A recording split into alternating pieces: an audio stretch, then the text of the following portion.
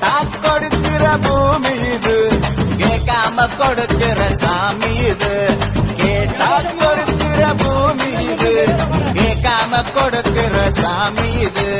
கையில கத்தி இருக்கும், மீச சுத்தி இருக்கும்,